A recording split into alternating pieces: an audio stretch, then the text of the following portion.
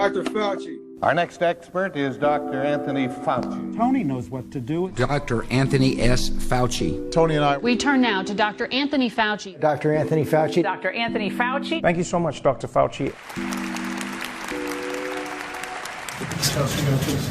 My name is Dr. Tony Fauci. I'm the director of the National Institute of Allergy and Infectious Diseases at NIH. Even as a boy, Tony was distinguished by his courage. In a neighborhood full of Brooklyn Dodgers fans, he rooted for the Yankees. So I was in an Italian and American section called Bensonhurst, and it was a very family-oriented, very warm, nurturing. My father is first generation. His father was born in Italy, came to the United States at the turn of the 19th to 20th century. They called him Doc. Back then, pharmacists were called Doc because many people who either couldn't afford to go to a doctor or didn't want to take the time of making an appointment would go in to their neighborhood pharmacy.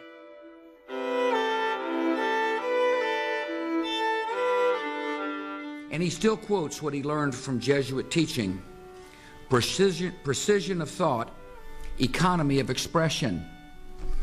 And now you know why he never ran for public office.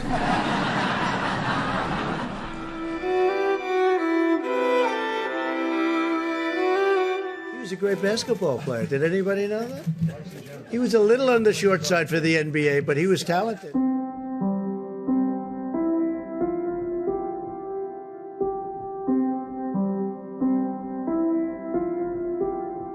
And graduated first in his class in 1966 at Cornell Medical College.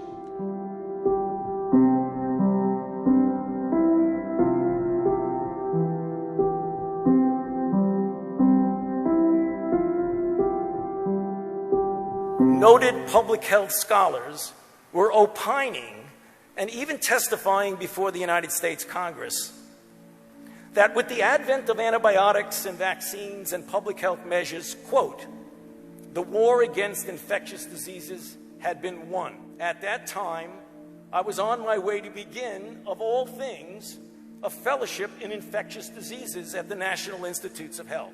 I sort of felt like I was going to Miami to be a ski instructor. Before this malady even had a name, it had a fierce opponent in Dr. Anthony Fauci. This is a new disease, at least in the United States.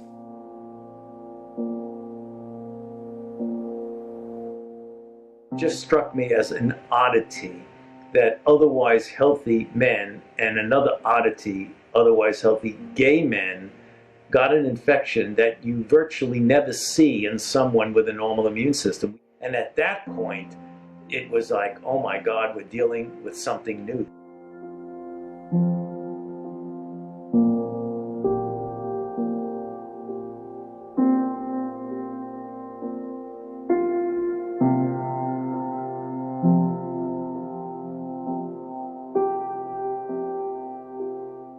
I decided I was going to stop what I had been doing and devote myself completely to studying what I felt would be an enormously difficult disease, and it unfortunately turned out that that was the case.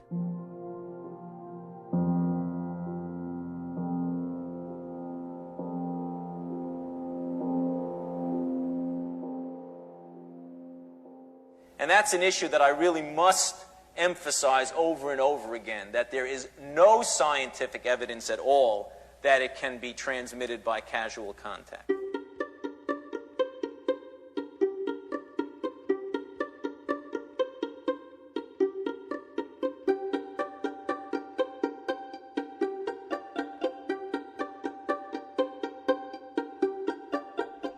One of the toughest decisions, I had a few, was when I made a decision during the middle of the early years of the AIDS pandemic to bring the activist community into our deliberations, because most of the scientific community, including my own staff, were totally against that.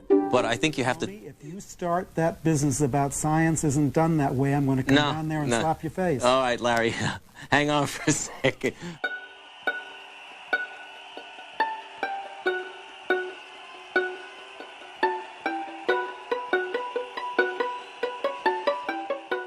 Remarkably, He has gone from being burned in effigy by AIDS activists in the early days of the epidemic to winning their trust and respect. You know, I want to say something about Tony Fauci, because I think the world must think I hate him or something, the way I'm going on tonight. I love Tony. Actually, I think I probably have a more complicated relationship with Tony than anybody in my entire life.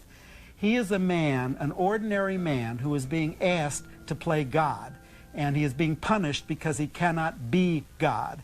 And that is a terrible situation to be in, to be the lightning rod for all of us.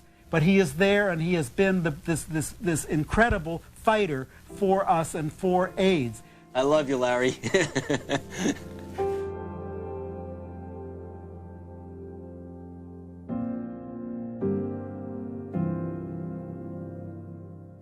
How many presidents have you known personally? Essentially all of them to a different degree. I knew President George H.W. Bush very well. Who are the ones that you would point out to young Americans as figures who should inspire this country? I think of Dr. Fauci. Probably never heard of him.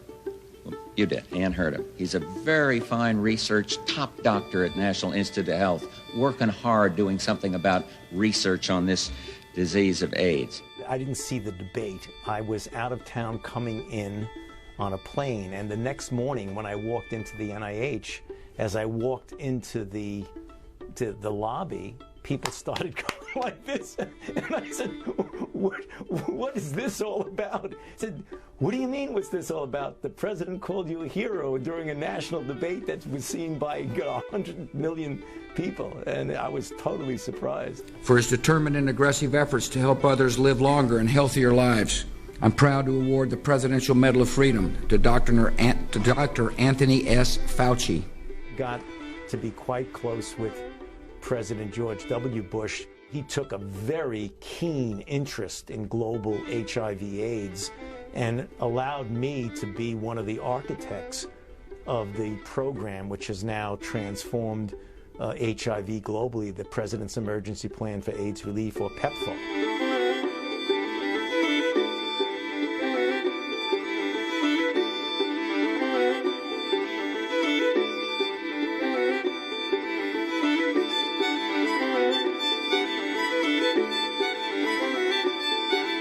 But we can end it as a global pandemic. It's within our grasp. It was started and sustained by the phenomenal work of our president, and we just need, as a society, to just take it over the goal line. And I think we can do it. I really do, Barbara. I believe we can.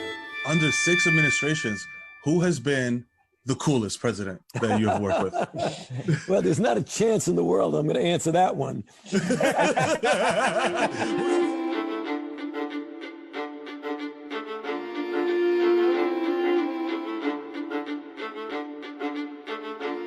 Leadership takes many forms, including the quiet leadership of example.